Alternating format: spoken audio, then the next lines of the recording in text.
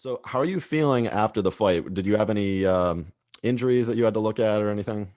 Nothing really. I just had some like slight bruising around my neck and shoulder area because most of the hits were landing on my neck and shoulders. So I had like some weird, like I had a weird looking hickey on my neck. I was like, oh shit, this is gonna be an issue. It's like, babe, I swear it's no bitch. It's like it was a guy. It was like I know I saw it on camera. I was like, thank God.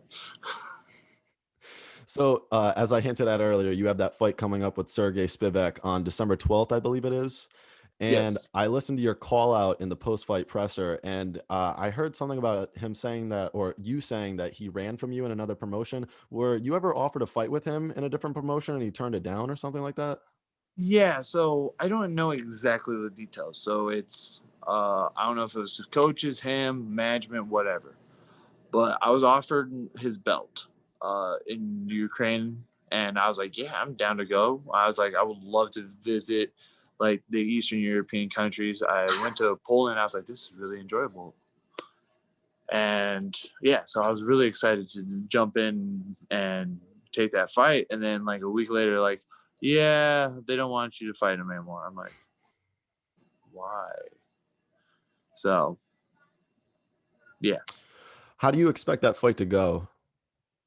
I feel like it's going to be a very like meticulous fight from both ends. So, but I could see this going really quick or ending in a UD in like a really good war. So I mean, I feel like it's going to be an exciting fight one way or another. I know So he's fought a lot of experienced guys in the UFC so far. Do you think that experience is going to play a factor in this fight at all? not really. Like I mean, like in a sense, like this is the quote unquote biggest show, like biggest like show in the sport, but at the same time, it's just another cage. It's just another person. Um. So yeah, Before your fight with Harry, you hadn't fought in nearly a year. Why so much of the gap? COVID. Like I had a fight scheduled literally in March. I was packing my bags to go to weigh-ins the next day, and they're like, "We have to cancel the event." I was like, "Are you fucking kidding me?" I spent all fucking day trying to redo my medicals because something happened, and now I'm here. Like, fuck.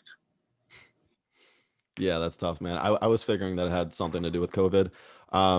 So along the same lines of replacements and putting off fights and whatnot, you had to deal with a late replacement opponent for this fight last week.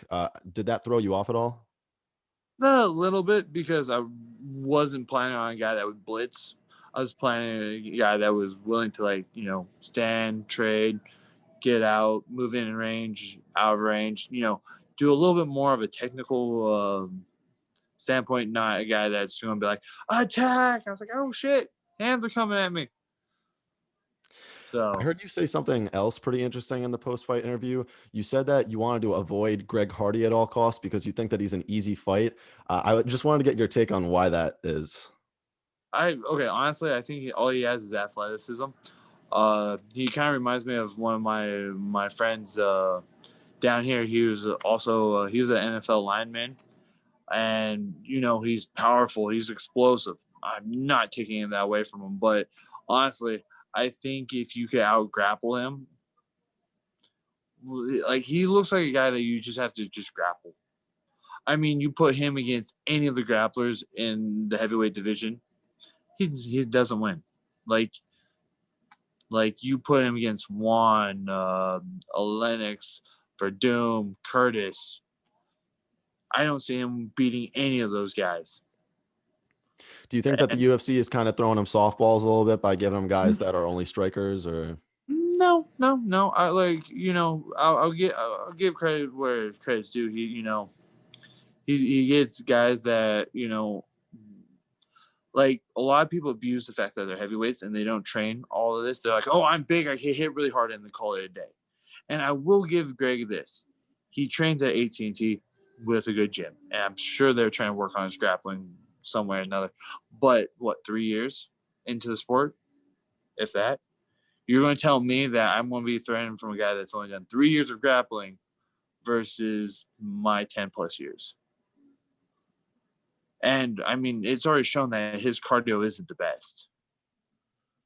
Yeah, like, and it's not because he's not athletic, dude. It's the complete opposite. It's because he's very muscular. The oxygen that it takes to run his body is going to drive him down. Like, it's going to kill his energy, and that therefore making it an easier fight if you could just get him on the fence, hold him against it, take him to the ground, and submit him. So I saw on your record you had a couple fights for the Extreme Fighting Championship, and that's a promotion out of South Africa. Is that Yep. correct? Were you ever over there living for a little while? Nope. Just traveling back and forth? Yeah. I did a lot of traveling there. How was that promotion? Oh, it's fun. Yeah, I really enjoyed it. And I mean, this year, two of their champions signed to the UFC. Myself, and Dricus Duplessis. I cannot say his name for the life of me properly. Cool guy though. I love shooting the shit with that dude. Me and him got signed. Their former light heavyweight champion, Dolce. I'm not even going to try his last name. He signed with the UFC, I think, late last year. Maybe fought his first fight earlier this year. So I mean, UFC has right now, I think, 3 or 4 of their former champions fighting in the UFC. So I mean, they're bringing out decent quality people. It shows that the promotion is actually, harvesting UFC caliber fighters. And honestly, I loved just the whole experience with them. It was a fun time. And I appreciate, them giving me a shot, especially being American and flying me all the way out to South Africa like 4 times. Hmm. So I was following your Instagram the day of the fight, and I saw that you were hitting the sauna a good amount, and you definitely strike me as a very big heavyweight. So does the cut down to 265? Excuse me, 165 would be a little excessive, Yeah, I'd say. we ain't going there. Yeah, that's you'd have to amputate a leg at that point or something. But does the cut down to 265 bother you at all? Is it a lot? No, no. I like saunas too, and I was just like, all right, I'm jumping in this to make just. I wanted to overcut so I could drink coffee in the morning. Yeah, like I did more of the weight cutting so I could just indulge in coffee in the morning. So I was like, all right, so if I don't eat dinner, I should easily make weight. But how much coffee can I have? None? All right, let's cut a couple extra pounds.